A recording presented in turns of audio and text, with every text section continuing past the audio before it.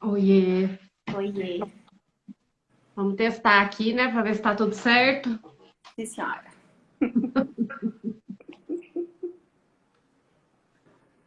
O pessoal tá entrando.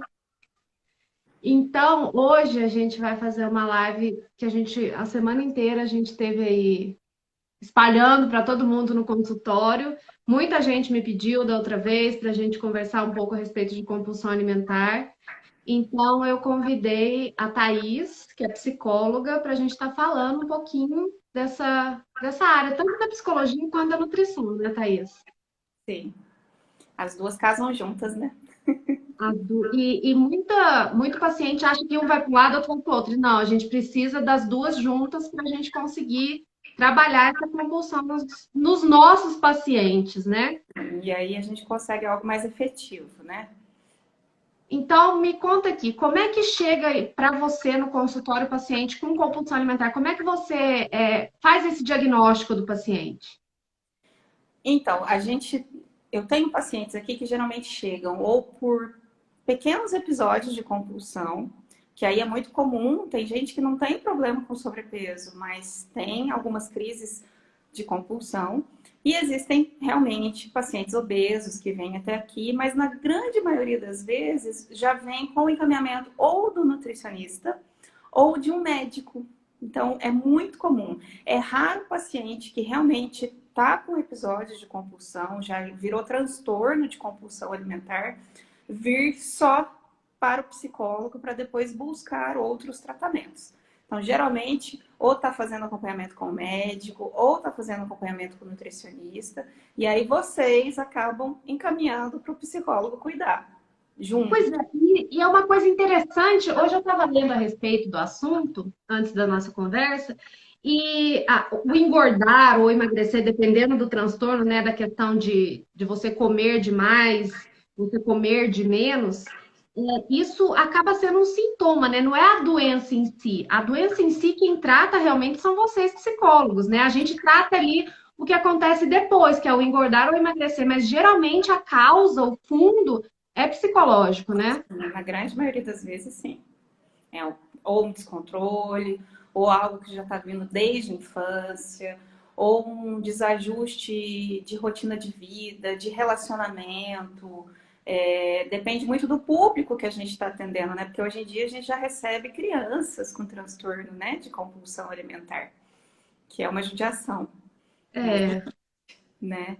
Então tem todo esse fundo emocional por trás aí, toda uma cortina, uma fumaça que a gente precisa ir desmembrando, tentando entender o que está por trás. Porque muito da compulsão é porque a gente trabalha com. A gente precisa de uma atenção. O mundo gira em cima de atenção. Então, se a gente vai pegar uma criança, por exemplo, a criança está aprendendo a sorrir. Ela dá o primeiro sorriso, o que, que a gente faz? Ela sorriu! E nesse momento, essa criança entende que ela tem atenção, o povo, ela faz alguma coisa, uma gracinha, a pessoa reage, opa, atenção é interessante, né? Então, isso junta com a questão do prazer de ter esse retorno.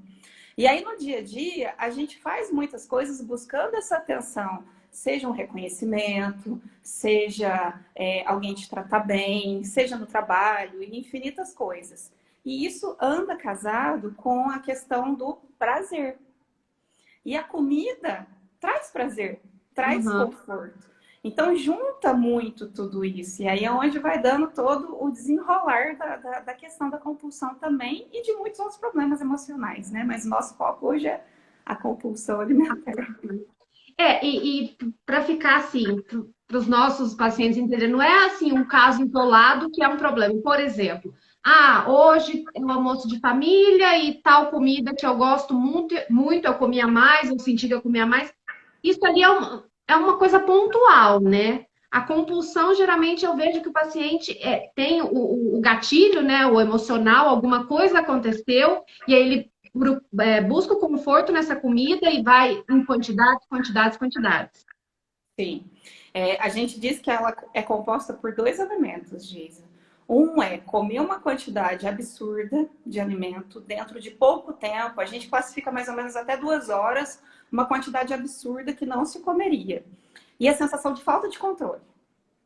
Porque sim, você vai no almoço familiar, nossa, vai ter feijoada na casa da minha mãe.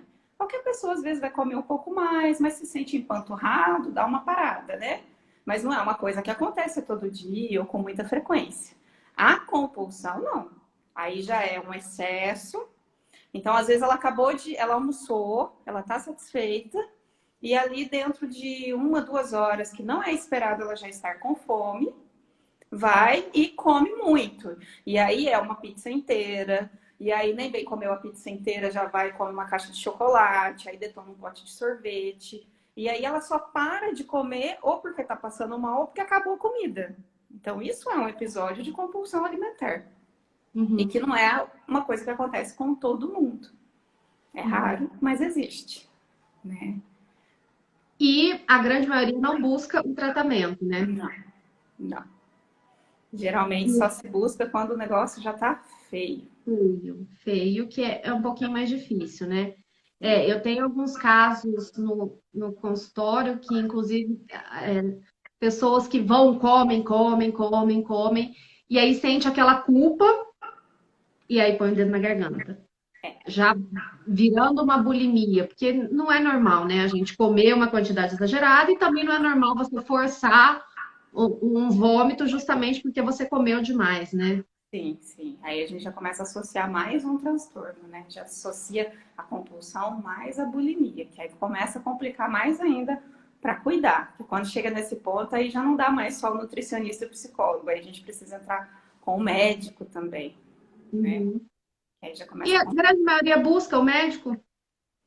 Tem muitos que vão primeiro no médico, não sei se você percebe isso aí, né? Então, estão engordando, percebe-se que existe esse descontrole, aí dá o descontrole, vem a culpa, aí vão no médico tomar remédio, porque acha que só o remédio vai resolver o problema. Só que o remédio sozinho, isolado, não resolve o problema.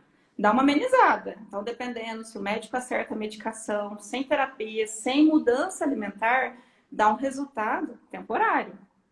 Mas se Uhum. não tem mudança de rotina, se não tem mudança de padrão, se não aprende a se alimentar corretamente, se não cuida desse fundo emocional, automaticamente volta a ter compulsão e aí o peso triplica. Triplica. Eu vejo muito no consultório também, é difícil a pessoa aceitar que é compulsiva, né? E aí muitos falam assim, não, eu sou só um pouco ansiosa. Até que ponto eu sou ansiosa realmente? Ou isso já está virando um problema que está realmente virando uma compulsão alimentar, né? Sim, sim. Então, eu penso que eu geralmente questiono quando os pacientes chegam aqui falando que tem a compulsão, e aí eu sempre peço para fazer essas duas observações. A quantidade de comida que come em pouco tempo, que é uma quantidade em comparação às outras pessoas fora do normal, e a sensação de falta de controle, porque geralmente depois de uma crise compulsiva alimentar, bate a culpa. Bate a culpa, né? Nossa, eu percebi que eu não me controlei, eu comi demais, ou começa a comer escondido, né? Vou comer Uhum. escondido, ou come até passar mal, ou come muito rápido, não percebe que está comendo. Então aí vai somando um monte de coisa e vai desencadeando um problema absurdo, né? E esse problema você viu, você sentiu aumentar tanto aí? Eu achei que deu uma crescida por conta da pandemia. Também, também. Então, é o ficar em casa. Eu vejo muito paciente falando assim, na dificuldade em seguir o plano alimentar, que o ficar em casa, tá próximo à geladeira, tá próximo a armários e tudo mais, então onde tem, está guardada a comida, é complicado, porque aí você vai e come, você busca um biscoito, você busca um chocolate, e você vai buscando para tentar suprir alguma necessidade que não está ali, né? Sim, sim, que aí já entra todo um fator emocional. Que a pandemia por si só tirou a gente totalmente do que a gente estava acostumado a viver. Então, a Uhum. pandemia por si só já mexe muito emocionalmente. E na medida que ela foi caminhando, evoluindo do jeito que está hoje, hoje já estamos tendo que lidar com morte de pessoas próximas, né? Famílias, várias pessoas de uma mesma família falecendo, entes queridos internados. Então gera muita angústia, muito medo. Então tem muito paciente que vem aqui com medo da morte ou de perder algum ente querido. aquele medo absurdo de ter o Covid. E muitos estão em casa ainda, né? Em home office. Muitas crianças ainda não voltaram para as aulas presenciais, né? Então, e o acesso à comida é muito fácil. E saiu-se da rotina, porque antes tinha uma rotina mais estabelecida. Então, o adulto acordava, se arrumava, ia para o trabalho, tinha aquela rotina de trabalho, horário para almoço, horário para o lanchinho, horário para o jantar. Hoje não, está em casa. Então, para que uma rotina? O próprio adolescente, quando ia para a escola, acordava, arrumava, tomava café, punha o uniforme e ia para a aula. Hoje não. Eles nem bem acordam, deitados mesmo, já liga o notebook, não toma café, tá assistindo a aula e tá beliscando alguma coisa. Então, quebrou-se essa rotina. Automaticamente, não se come adequadamente. Então, quando a gente tem uma rotina, fica mais fácil se alimentar. Fora a questão de fome, né? Porque aí você vai ter fome no horário correto. E a gente precisa aprender a diferenciar a fome do cérebro e a fome física. Que eu nem digo mais psicológica, viu? Eu digo fome do cérebro. Porque é um mecanismo, né? É o mecanismo da gente, até o mastigar, né? A gente fala na parte nutricional. Não, a gente tem que comer, a gente tem que mastigar, a gente tem que estar prestando atenção no que está comendo, mas o porquê disso? Tem um fundo fisiológico todo que acontece conforme a gente está mastigando, o hormônio que vai ser, a leptina vai ser liberada, o cérebro vai entender que, olha, eu já estou satisfeito. Então, muitas vezes a pessoa, a criança, o adolescente, o adulto, ele está na frente do computador ou ele está no celular, o que é muito comum hoje em dia. Então, todo mundo quer tá no celular, tá resolvendo um problema, mas já tô almoçando, eu tô ganhando tempo, né? A ideia do ganhar tempo, que não tá ganhando, né? Não, tá E não tá percebendo que tá comendo e come além, e às vezes nem sabe o que comeu, nem a percepção do será que eu estava com fome? Porque muita gente vai comer porque tá na hora, porque tá todo mundo comendo, não tem a percepção da fome. E também não tem a percepção da saciedade, né? sim. Então tá sempre buscando, buscando, porque eu não sei mais se eu tenho fome, se eu não tenho. Eu tô assistindo televisão e comendo, eu tô assistindo aula, acontece muito hoje, né? E comendo. E a minha percepção, tanto de fome quanto de saciedade, já acabou há muito tempo. Tem crianças até que não têm essa percepção mais, né? Então, assim, eles estão comendo porque não tem nada para fazer. Eu tenho muitos pacientezinhos, crianças no consultório. Eu tenho um paciente meu de 10 anos, que ele está comigo há 2 anos já. E nessa fase de pandemia, ele ganhou muito peso, justamente porque ele ia para a escola, era muito ativo, brincava, corria, tudo. E aí, de repente, ele está em casa. E aí, a mãe trabalha, ele está na casa da avó. Então, o que que a avó faz para ele? É o bolo, é o biscoito, é o pão, e vai tudo, e vai indo, e ele não tem mais essa percepção de fome, porque eu pergunto pra ele, em que horário do dia você tem fome?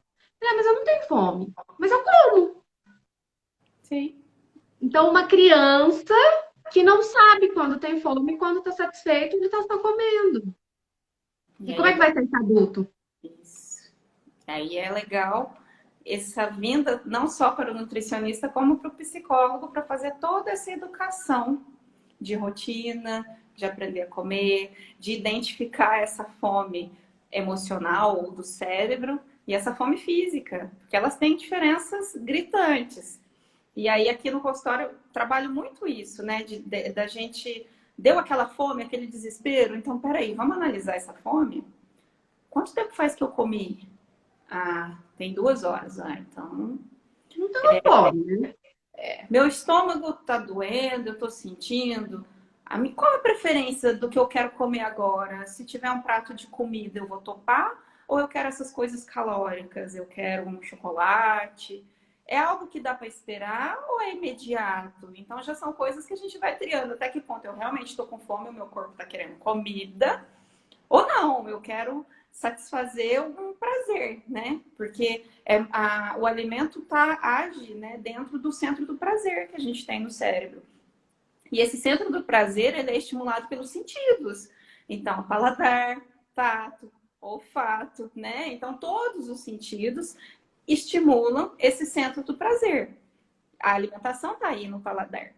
Então, e o nosso cérebro é muito inteligente, Geisa, porque ele precisa ativar esse centro do prazer.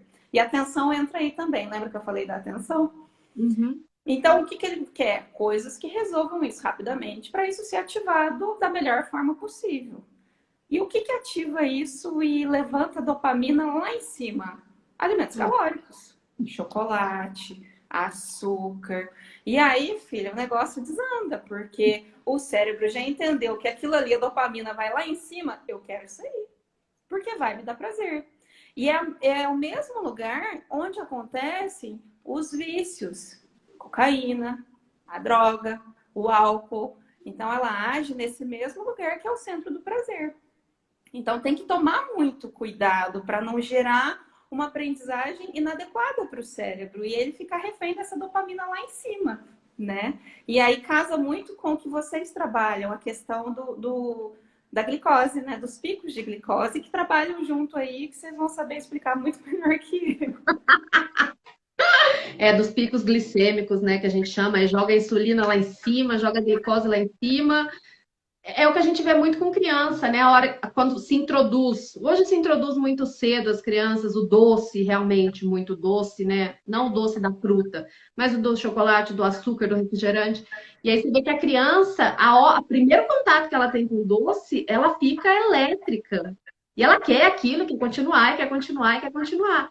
É mais ou menos o que acontece com o adulto, né? Tirando que a gente não fica tão elétrico quanto, mas você cada vez quer mais, né? Quando a gente está fazendo, você vai saber falar também, quando a gente está fazendo não vou chamar de dieta, quando a gente está se alimentando bem, a gente fica tranquilo, um docinho de vez em quando. Agora, quando você come uma quantidade grande de doce, de pão, de carboidrato simples, parece que no outro dia você quer mais e no outro dia você quer mais, justamente porque dá uma reação aí no seu cérebro que você quer deixar tudo lá em cima, estou feliz, estou satisfeita, e aí eu quero. E aí, muita gente, o que que acontece? Estou feliz, estou satisfeita. Depois que eu como, nossa, eu não devia ter comido, que culpa, né? É um Então, é isso ciclo. que a gente tem que. É um círculo vicioso, né? Que a gente tem que tentar quebrar isso aí para o paciente não virar o compulsivo e nem virar aquele paciente que vai buscar medicamento, vai buscar artifícios para depois de comer eu aliviar essa culpa, né? Sim. O transtorno compulsivo, né, alimentar, ele realmente tem um ciclo. Então, muito do que aparece aqui em consultório é assim: a pessoa, em algum momento da vida, percebeu que estava descontente, talvez com o corpo, estava querendo emagrecer, e aí fala: opa, vou diminuir minha alimentação por conta. E aí descobre uma dieta louca lá na internet e começa a passar fome, não come direito, fica muito tempo em jejum. Aí vai bem uns dias, nossa, que delícia, tô emagrecendo. Vai rendendo. Só que aí começa a entrar em contato com estresse no trabalho ou com algum problema. E num determinado momento, aquele centro do prazer, que, pô, não tá chegando nada lá, apita. E aí começa a sonhar com comida, começa a pensar em comida, passa em frente ao McDonald's, sente aquele cheirinho de Big Mac, até a hora que não aguenta e ataca e come tudo que não comeu esse tempo todo que ficou sem comer. Aí vem a culpa. Aí vem a vergonha, sentimento de fracasso. Aí ganha peso. Aí não deu certo, não funcionou. Aí resolve fazer um jejum pior do que o que fez da outra vez. E aí volta para o mesmo ciclo, né? Chega uma hora que não aguenta, vem o gatilho, crise compulsiva, culpa, vergonha, e aí é onde vai desandando tudo até a hora que vira um transtorno. E aí a nutrição e a psicologia vêm para trabalhar aí, identificar que gatilho é esse, aprender a comer adequadamente, sentir o sabor do alimento, criar uma rotina e quebrar esse círculo vicioso de compulsão, né? Até o que o Gustavo está falando aí, o Gustavo é professor. A questão do que ele vê o que as crianças estão comendo nos intervalos. Olhando para o lado da nutrição, eu acho que eu até já comentei isso com você, eu acho que as escolas deveriam ter educação nutricional, né? Porque muita criança chega, você observa o que elas levam na lancheira. Aqueles bolinhos prontos, suco de caixinha, bolacha, aquelas bolachas de maisena, e você vê que é só carboidrato simples, ultraprocessados, né? Porque a gente não vê, minha mãe fez o meu bolo. Não, é aqueles bolos comprados já vem embalado. Então Bolo aquilo ali Maria. bolo Maria, isso, aqueles redondinhos. E aí você vê que são ultraprocessados para crianças muito pequenas, que aquilo ali vai criando um vício, e o paciente chega para você que você vai falar sobre uma alimentação saudável para ele, aquilo tá ótimo. Você tentar mudar aquilo é impossível. Você tentar falar de uma fruta, não, mas isso não é um lanche, mas isso não é uma sobremesa, complica-se muito. Então, eu acho que além do adulto compulsivo, o problema é como a gente está tratando as nossas crianças, né? Porque realmente é mais prático eu ir no supermercado comprar e dar, realmente é muito mais prático. Mas até que ponto eu vou estar cuidando dessa criança? Porque aí ele pode crescer, virar um adulto com problema de diabetes, problema de pressão alta, já com uma alimentação muito viciada em. Eu vou chamar de porcaria, porque para mim esses ultraprocessados são porcarias. Porque se você juntar tudo que está ali na lista de ingredientes, você não consegue fazer aquele alimento que está ali. Então, a criança já chega comendo muito conservante, muito açúcar, e aí quando você vai tentar mudar isso, fica muito complicado, né? Porque eles praticamente não aceitam, né? Sim, Então, porque uma laranja, por exemplo, não vai ativar esse centro de prazer com dopamina igual um refrigerante, por exemplo. igual um refrigerante. Então é uma disputa absurda. É o aprender a comer não só pelo prazer. Então, sim, em alguns momentos vamos comer porque está dando prazer, porque é gostoso, mas tem momentos que precisamos comer coisas que são saudáveis para o nosso organismo. E é essa educação que a gente precisa passar para os nossos filhos, né, para as crianças entenderem que tem esses dois momentos. A alimentação correta, adequada, porque o nosso corpo é um sistema, é uma máquina que precisa de coisas específicas, e a hora da delícia, do gostoso, do prazeroso. Do em família, né? Sim. Geralmente o pessoal juntar tá na hora da pipoca com filme. Colocar unir, né, coisas interessantes que se fazer em família e junto com uma alimentação que não é nem errada, né? Se a gente for pensar numa pipoca assistindo um filme, se for uma pipoca de panela, perfeito. Tá ótimo, né? Eu acho que a gente Quando tem tem um que leite condensado ali. Eu acho que a gente tem que conscientizar muito os pais, né, os adultos, do que eles fazem com as crianças, né? Porque, querendo ou não, a gente é o exemplo deles. Se a gente vai dar bolo Maria, eles vão se acostumar com bolo Maria. Então, ensinar essa criança a cozinhar também, às vezes, pode até ajudar. Sim. Mas a gente está vindo numa loucura tão grande de rotina que a gente vem numa necessidade de facilitar tudo. E aí o dia a dia acaba passando por cima de todo mundo, não existe um planejamento. E isso hoje eu digo de prova real como sua paciente, né? A partir do momento que eu aprendi a me planejar, planejar a minha semana, planejar a minha alimentação, a gente consegue bem. Mas agora, no imediatismo, na hora da fome, na hora da loucura, nossa, deu hora de mandar os meninos para a escola e eu não me planejei, vai lá o que está na geladeira, vai lá o que está gostoso, não vai aprender mesmo, né? Não tem como. Então tem que ter esse planejamento, tem que ter esse olhar. Mas você sabe que já tem algumas escolas aqui em Pouso Alegre que têm tido essa preocupação de Sério? educar a alimentação, né? O meu filho passou por algumas que teve essa preocupação do lanche, de ensinar, de oferecer lanche de qualidade, de oferecer uma alimentação correta, de realmente ensinar, apresentar os alimentos. Era fantástico. Então, eu não mandava lanche, não era barato, mas assim, o custo-benefício foi muito bom. Então, tem muitos alimentos que foram apresentados para ele nessa escola. Então, é fantástico. E ele mantém o hábito, continua gostando. Agora, na pandemia, convivendo com o vô, o negócio desandou um pouco. Os avós. Vai na pizza, né? O vô bem que me conta. É, né? Então, O vô gosta da pizza e o Arthur também, né? tem, oxe, não tem jeito. Mas tem tido esse olhar de algumas escolas, né? Tomara que isso se expanda, né? E consiga conciliar essa educação alimentar, né? De casa e no ambiente escolar, né? Olha lá. A Trícia falando que em Londrina tem restrição dos lanches permitidos na lancheira. Eu acho que teve até algumas escolas aqui em Pouso Alegre que fizeram isso, não? Sim, eu sei que tem escolas que determinadas coisas não podem ser vendidas na cantina. Então, salgados fritos, por exemplo, não pode ter mais. Oi, Karen, bem-vinda. Falou um oi aí. Então, tem alguns alimentos que já não podem, já não são permitidos serem oferecidos na cantina. Então, hoje se tem salgados assados, por exemplo. Então, já melhorou um pouco, mas Tá ainda vendo? tem chão. Tem chão. Fechão, até a gente tem um salgado de farinha integral, né? Oh. Recheado com franguinho e brócolis, a gente vai estar querendo demais, né?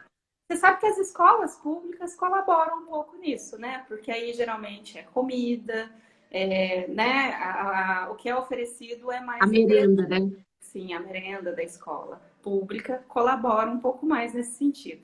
Agora, as particulares, ou é o que os pais mandam mesmo, ou são esses salgados calóricos, né? Que não gera aprendizagem.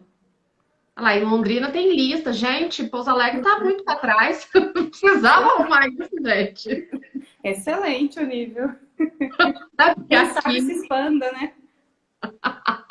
podia, né? Ou Agora, voltando um pouquinho a que a gente estava comentando sobre a compulsão, né? Que, olha lá, o Colégio Fênix não isso, pode fritura e tem uma isso. pessoa que cuida da dieta. Que excelente! Que eu não podia fazer propaganda aqui, mas assim, É o que o Arthur frequentava, né? é, é isso mesmo. O Que cardápio é ótimo! fantástico. Até eu tinha vontade de comer na escola, assim. Equilibradíssimo, né? E aí ele chegava, mãe, hoje a professora apresentou o abacate. E aí falava da textura do abacate, experimentava o abacate. Muito legal mesmo. E tantas outras alimentações. Do lanche, criança que ficava período integral, então, fantástico. Do café da manhã até a última hora, equilibradíssimo o cardápio. Que belezinha! Deve ter uma nutricionista lá, né? A gente Sim, espera que sim. tem, Se sim. não Tem. tiver, tá Ela ótimo. Ah lá, que belezinha! sim. E chegava falando, mamãe, hoje eu comi macarrão de chocolate. Eu, como assim, filho, macarrão de chocolate? E ligava na escola, que macarrão é esse? Porque ele queria em casa. Era macarrão integral, como era marronzinho, eu apresentava como macarrão de chocolate. Eles A Maria é minha irmã, então ela tá mais nova. Então, pelo visto, aprendeu a comer algumas coisas saudáveis, porque se depender do pai dela, que é o meu pai também, ia ser só o chocolate ao leite, o chocolate branco, porque meu pai é do chocolate branco, mais calórico ainda. que nem é chocolate, é uma massa de gordura, né? Mas vai botar isso na cabeça. Não tem jeito. Mas é isso, a necessidade de uma aprendizagem alimentar, né, desde a infância. E mesmo nós adultos ainda podemos mudar hábitos, né? Podemos estar atentos a essas questões alimentares, desligar o piloto automático, parar de usar a comida como recompensa, né? Porque hoje eu tive um dia estressado, então eu mereço comer.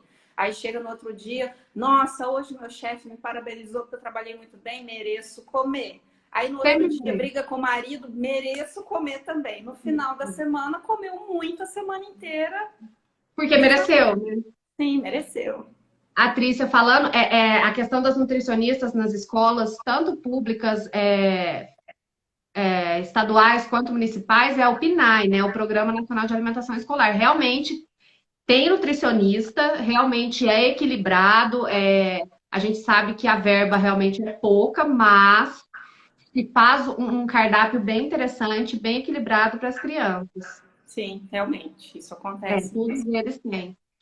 E aí, falando sobre o jaqui, né? Eu chamo de jaqui, né? Ah, porque já que eu briguei, eu vou comer.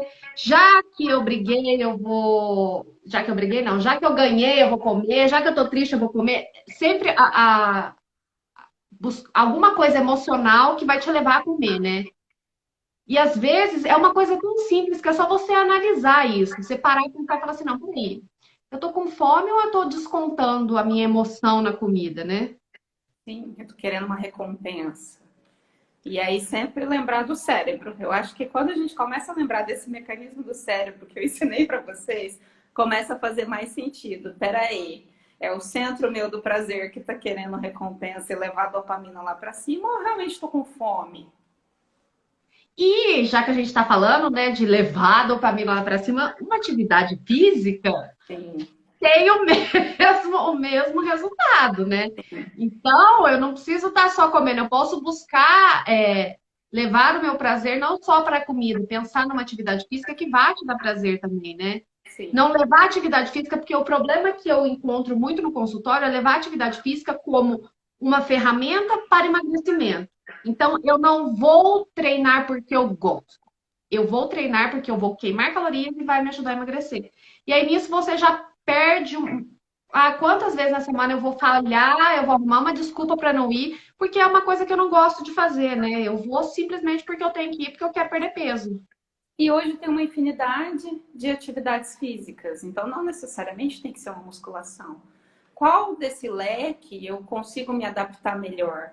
Qual eu vou realmente sentir prazer, vai ser mais gostoso de fazer, do que ir naquele que não vai para frente de jeito nenhum. Mas fica uma dica, para quem sofre de compulsão alimentar, o ideal porque o cérebro já está tão necessitado de muita dopamina para poder equilibrar, o ideal é buscar atividades físicas de maior impacto, atividades físicas de preferência competitivas, porque a liberação de dopamina é maior. O resultado é mais efetivo no tratamento da compulsão. Não que a atividade física qualquer uma não ajude, porém, tem alguns casos que o ideal é sim fazer uma luta ou uma natação, que aí você vai competir com um colega, né? Porque só uma esteirinha talvez não consiga atingir os níveis de dopamina que a gente precisa.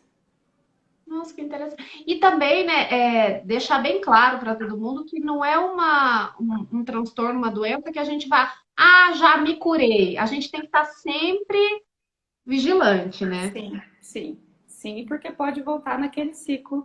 Gatilho, compulsão, culpa, vergonha, jejum para emagrecer, e aí vira um círculo vicioso terrível. Aí a hora que acorda, o negócio já tá feio. Um exemplo comum que acontece aqui no consultório são as pessoas que vão para bariátrica sem ter trabalhado os aspectos emocionais e a questão da aprendizagem alimentar. Então vai lá, passa no médico, aí o médico tem uma equipe, passa com o psicólogo aí 3 vezes, que é que geralmente o convênio aprova, e aí já tem o laudo, vai para a bariátrica. Porém, essa pessoa não estava preparada emocionalmente para isso. Ela não trabalhou esses gatilhos, ela não fez esse movimento. E aí chega e o que acontece? Passa muita fome. Entra num jejum absurdo. Tem paciente que fica enlouquecido, tem paciente que entra em depressão pela falta do alimento, pela falta desse prazer, pela falta dessa dopamina que estava acostumado. Tem paciente que come, entra em crise de compulsão e aí vai parar no hospital porque o estômago não comporta. Então é muito sério isso, né? Então quando o paciente chega aqui e fala, eu estou pensando em fazer a bariátrica, eu falei, não, perfeito, é um método excelente para os casos que são indicados. Porém, tem que ter um trabalho mental absurdo. Tem gente que faz e fica mal-humorada. Era, às vezes, uma pessoa extremamente expansiva, extremamente feliz, e aí depois da bariátrica é aquela pessoa rancorosa, mal-humorada, porque perdeu esse centro de prazer de uma forma que não foi trabalhado anteriormente, né? Não foi preparado para isso. Então é muito sério isso. E pensar que a gente sabe que em Pouso Alegre está bem fácil de aprovar a bariátrica, né? O paciente chegou no IMC ali de 40, estão aprovando, até às vezes com menos de 40 o IMC, né? E o problema é que o paciente ele não faz o pós-operatório, o acompanhamento multidisciplinar que a gente sabe que tem que ser feito, né? Então o paciente ele acaba desnutrindo, ele acaba entrando em depressão ou ele arruma alguma compulsão, pode ser alimentar, pode ser por compra, pode ser por N fatores, justamente porque ele sai de uma ideia de que eu como muito porque eu tenho muita fome, e aí de repente eu não consigo comer. E aí, para onde vai essa minha atenção, esse meu prazer que ia para a comida, não vai para lugar nenhum? Então a pessoa vai ficar depressiva, muitas vezes começa a beber leite condensado, que a gente sabe que aquela parte do estômago que ficou suporta. Então, assim, falta o acompanhamento geral, porque eu atendo muito paciente que quer ir para a bariátrica e eu sempre falo o seguinte: antes de você pensar na bariátrica, você tem que pensar na sua reeducação alimentar. Porque a bariátrica, ela realmente vai te fazer comer menos. Você vai comer uma quantidade bem menor. Tanto que inicialmente você vai só beber. Você não vai comer nada. E até que ponto você está disposto a isso? E se você não está disposto, por que você vai fazer? Isso é uma coisa que a gente não consegue reverter, né? E Sim. além disso, muitos vão desnutrir, porque a gente sabe que a gente diminui o estômago, principalmente com a vitamina B12, ela é absorvida ali no estômago, então a gente já tem uma baixa, a gente tem que estar fazendo acompanhamento, a gente tem que estar fazendo reposição. Então, não adianta você ir para uma bariátrica com um pensamento só de que eu vou emagrecer sem ter mudado o hábito alimentar, sem ter passado por um psicólogo. Porque mudar hábito alimentar, a gente fala como se fosse uma coisa muito simples, mas não é muito simples. A gente diariamente está tentando mudar algumas coisas. São dias bons, dias ruins. Mas o paciente que vai com essa mentalidade de só emagrecimento, pensando na bariátrica, muitas vezes desencadeia compulsão. E aí tem muitos casos de reganho de peso, né? E que aí depois engorda tudo de novo, e aí dá outros problemas, quer fazer outra cirurgia e por aí vai. Então é preparar o antes, o durante e o depois, né? Porque às vezes eu acho que médico deixa um pouco assim. Eles explicam, mas o paciente não quer muito entender. O paciente está preocupado com o resultado depois. Eu vou emagrecer. É esse resultado que eu estou buscando. Então, o processo não importa, mas é um processo longo, né? Então, estar ciente de que talvez você não consiga mais comer aquilo que você gosta. E a gente sabe que comer é social. Então, às vezes você vai estar participando de um grupo ali, vamos supor, num churrasco, e você não consegue comer aquilo que você pode ter um dumping. E até que ponto você está disposto a não estar participando como você participava, né? Por conta de eu conseguir emagrecer o que eu queria. Então, eu acho que é mais um psicólogo que o nutricionista aí pensando no pós-cirúrgico, né? Esse paciente não entrar numa depressão, porque a grande maioria entra. Eu falo por caso na minha família, realmente, no pós-operatório de cirurgia bariátrica, justamente a depressão foi muito porque eu não conseguia. Sim, chega muito. Você não faz ideia, o tanto que chega no consultório de pacientes que fizeram a bariátrica e depois entram em depressão. É muito comum, muito, muito. Essa pessoa veio funcionando a vida inteira com uma alimentação assim, com uma dificuldade de perder peso. E aí vem numa medida brusca, sem preparo. E aí gera muito efeito, gera efeito social, gera efeito emocional, gera efeito de relação com a comida. Como era a minha relação? Se a comida era uma recompensa, agora ela não pode ser mais. Então, para onde que eu vou desviar isso? Vou desviar de uma forma saudável ou vai me prejudicar mais ainda? Então, é sério, é muito sério. E eu acho que falta também muito a questão de humanizar o médico. Eu acho que o médico ele trata o paciente assim, ele é um número, né? O IMC e pronto. O IMC tá valendo, então a gente pode operar. Não vê o paciente assim, como um todo realmente, como você faz, como eu faço. A gente tem que ver o que que aquele paciente passa, a questão toda psicológica, os hábitos que ele tem de vida, a rotina de trabalho, do que ele come, do que ele não come. E não só um número, né? O IMC é um número, e aí eu vou e opero, né? Sim, sim.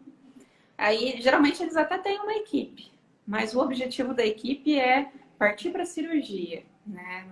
Não tenho visto tanto preparo assim, não. Tem exceções, viu, Geis? Inclusive aqui em Pouso Alegre tem médicos que já estão nesse olhar, só vai operar a hora que realmente sentir que o paciente está pronto, só na condição de que realmente depois que fizer a cirurgia vai fazer o acompanhamento, mas ainda é raro, é uma minoria. A maioria é o IMC. Complicado, né?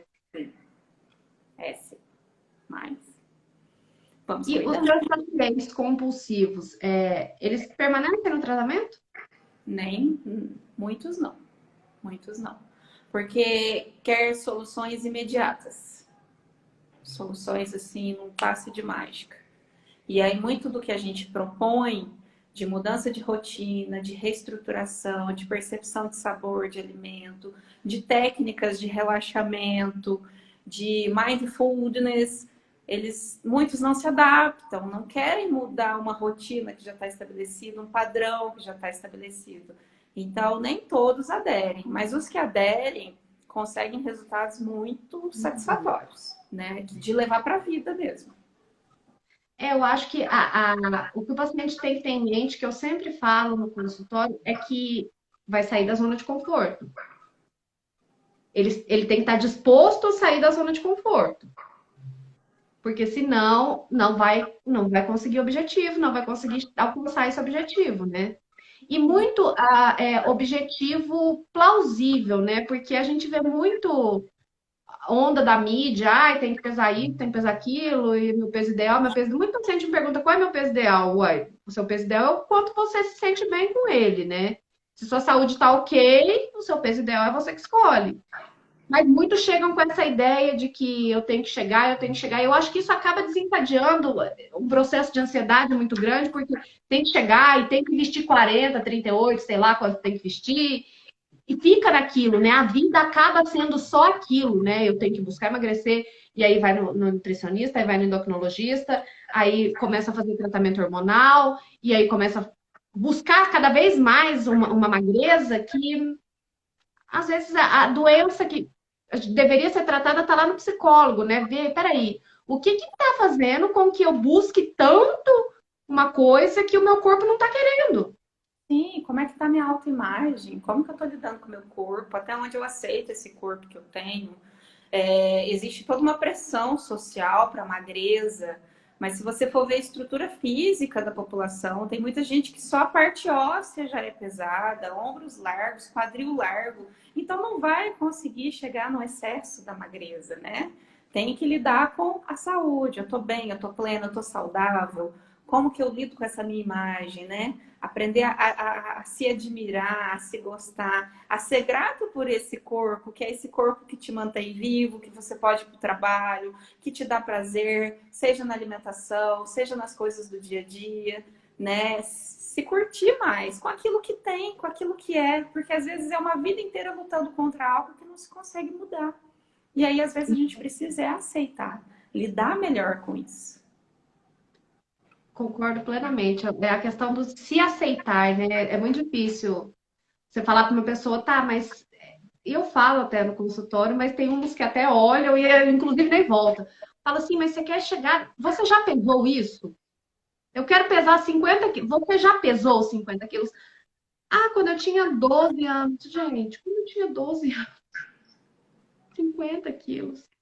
Sim. Você não vai pesar. Eu acho que tem que ter mais profissionais também que falem, olha, não, não vai chegar. E eu acho que você tem que buscar ajuda psicológica, porque o que você está buscando hoje não é saúde. Eu acho que você tem que buscar o fundo do que você está querendo isso, porque o seu emocional provavelmente está abalado, porque você não vai chegar. Sim, e entender que o tratamento emocional da compulsão é algo que não se resolve imediatamente. Vai ter recaídas, né? Vai ter vai e vem, porque é toda uma desconstrução de uma coisa que veio a vida inteira. Então não é imediato, não é de uma hora para outra. O que a Evelyn está falando aí sobre a mídia e o corpo perfeito, realmente é você colocar na cabeça do paciente que aquilo que está lá, nem sempre aquela pessoa é feliz, e quase nunca é mesmo. Ela tá lá fazendo o marketing dela e ganhando o dinheiro dela, ela tá ali para isso. Você não tem que ter aquele corpo para ser feliz, né? Sim, a questão das blogueiras, né? Tem toda uma fantasia da internet, porque quem posta que tá triste, quem posta que tá com problema, A vida tá perfeita. tá tudo lindo, maravilhoso, vende-se uma imagem. Muitos ali estão vendendo uma imagem perfeita, uma alimentação saudável, mas no plano de fundo, às vezes, nem realmente é isso que está acontecendo, nem realmente é aquilo que ela está vendendo. Então, é muito sério, realmente. É complicado. E eu acho que a mensagem maior que a gente tem que deixar é que nada é de uma hora para outra. Tanto a reeducação alimentar quanto a questão da terapia e tratamento psicológico. Eu não vou dormir um dia e acordar comendo muito bem, nem muito bem emocionalmente, né? A gente tem altos e baixos, tem dias que a gente vai ser melhor, tem dias que a gente vai ser pior, mas o importante é a gente estar sempre buscando melhorar, né? Sim, e não adianta, é humano, dá um passo para frente, às vezes dois para trás, aí avança quatro, dali a pouco volta dois para trás. É natural, a gente não tem controle sobre tudo, às vezes tem situações que atrapalham, coisas que inesperadas. Um exemplo maior é essa pandemia, que tirou a gente completamente do nosso eixo, fez a gente mudar a nossa vida de uma forma que a gente nunca imaginou que fosse passar. Até as Automaticamente né? tem que se readaptar, né? A gente tem que se falar mais pela internet. Sim, A questão do brasileiro que gosta de abraçar, que gosta de dar dois beijinhos no rosto, já era, nunca mais.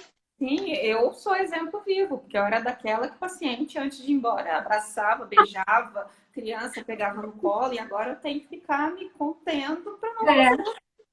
E fica uma coisa meio estranha, né? Porque você fica meio, vai, não vai, é muito estranho, não, não pode a pandemia, todo mundo de máscara, mas é o que a gente tem e a gente tem que se adaptar, né? Eu acho que é realmente a pandemia mostrou que nós somos muito adaptáveis, né? Mas a gente tem que querer, né? Sim, com certeza. Ah lá, a Miguel. Foi o Miguel ou é a Samanta que está no perfil do Miguel, dizendo que a bariátrica foi algo muito positivo. Sim, a bariátrica diversas vezes, em É diversos muito casos, difícil. é muito positivo, né? Aí, é a Samanta. Oi, Samanta, tudo bom? Sim. Quando é bem feita, quando o paciente está com a cabeça preparada para esse processo, quando não tem questão de compulsão alimentar que não foi tratada, ela é extremamente efetiva. Eu tenho diversos pacientes aqui que passaram pela bariátrica e estão ótimos. Agora já está na fase de cirurgia plástica, Acho ótimo. né, de reconstrução, se curtindo, se amando, perdendo muito peso e lidando muito bem com a comida, né, com todo esse processo. Ótimo, né? Sim, muito E bom. justamente, eu não sei, essa sua paciente, se ela passou por uma reeducação alimentar antes ou se ela já comia bem e não conseguia perder peso, mas é justamente isso, o processo. Ela já sabia do processo e você guiou ela muito bem pelo processo. Sim, sim. Fora pessoas que vão para a bariátrica nem porque tem questão de episódio de compulsão alimentar. Às vezes tem sim uma questão de peso. A questão de sobrepeso envolve muita coisa, não é só a questão de compulsão, né? Tem gente que tem questão genética, fatores de saúde, diversas outras coisas que impedem a perda de peso. Né? Você mesmo deve ter vários pacientes aí que faz tudo bonitinho, tudo certinho, mas o metabolismo está lá, o negócio não vai, aí tem problema, sei lá, de alteração de Resistência glicose e por aí vai, que atrapalha, né? Então não é só fator emocional, tem toda uma questão orgânica, metabólica, genética também. genética e metabólica, né? Eu acho que as pessoas têm que entender que o emagrecer não é só comer menos. A gente tenta comer menos, mas junto com o comer menos, comer melhor e buscar, antes de iniciar qualquer plano alimentar, a gente dá uma olhada no exame bioquímico, porque às vezes a gente tem um paciente com resistência à insulina que ele está tentando há anos emagrecer, ele não consegue, ele é taxado pelo médico e muito médico olha e fala assim: ah, é preguiçoso, ah, não está fazendo, ah, está mentindo, e você vê a angústia do paciente, e às vezes alguns exames que você pede ali rotineiramente vão te mostrar qual é o problema e como é que a gente vai tratar, né? Eu tenho um caso de uma paciente interessantíssima, inclusive eu atendo online, e ela seguindo certinho, fazendo atividade física e nada, perdia 300 gramas em 15 dias.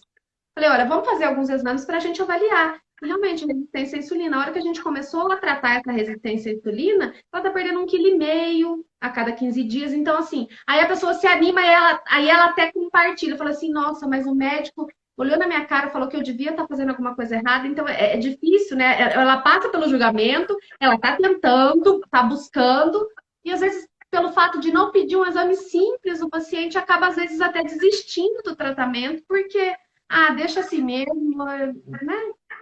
Sim, com certeza. E aí a gente entra em toda uma questão do preconceito com o gordo, né? Que aí dá tema para uma outra live, inclusive. Justamente, esse preconceito que a gente. Eu já, muitas vezes, eu sempre falo com quem conversa comigo de paciente que eu não sou magra, eu nunca fui magra, e já muitas vezes me foi assim, ah, tá, mas você é nutricionista, a minha capacidade técnica com relação à alimentação, você é nutricionista, mas você não é magrinha, mas você não é corpo de paniquete, e as pessoas não sabem o que acontece por trás, né? Sim, sim. Assim Como como. é a nossa vida, né? Sim, Então é muito sim. fácil julgar. A gente vive numa época de muito julgar o outro, mas eu fico aqui na minha, né? Sim, qual o contexto que está por trás de tudo isso, né? Realmente essa pessoa não está tentando. Às vezes ela é gordinha, mas a saúde está perfeita. E aí? Né? Justamente. Ou, além da saúde estar perfeita, ela está bem com o corpo dela. Então, por que ela tem que ser julgada e tem necessidade de emagrecer? Não necessariamente.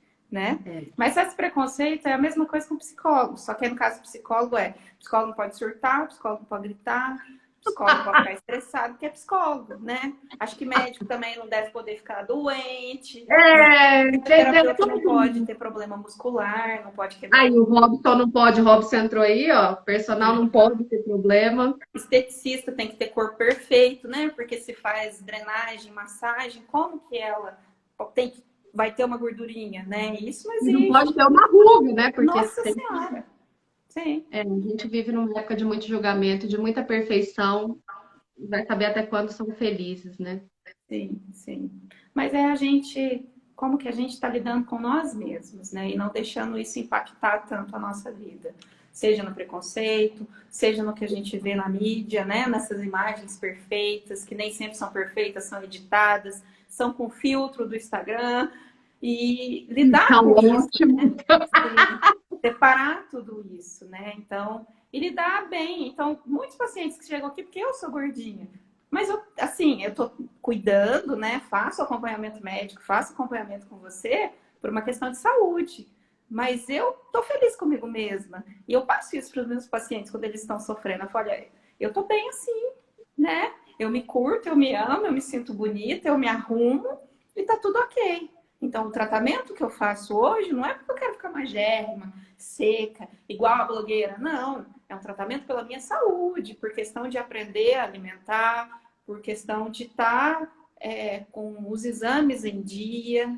Automaticamente, a gente acaba emagrecendo. Mas é um ganho isso. E não foco desesperado por isso. Eu acho que essa é a parte importante da gente frisar bem. Isso é o ganho, né? O foco é a saúde. O foco não é ser magra, né? O foco é a gente estar bem. Independente se está gorda ou se está magra. Eu tenho Uhum. pacientes lindíssimas aqui, com corpo perfeito. Perfeito. E não estão bem emocionalmente, não estão bem com o seu próprio corpo, não estão felizes. Então, não quer dizer que você está com o corpo perfeito que vai ser feliz e nem aquele que é gordinho vai ser infeliz, né? Então, tem todo um desnível aí que precisa ser visto. Então tá. Então vamos nos acabando por aqui, porque daqui a pouco o Instagram derruba a gente, né? Diz que aumentou o tempo, mas eu acho que 1 hora é É. perfeito.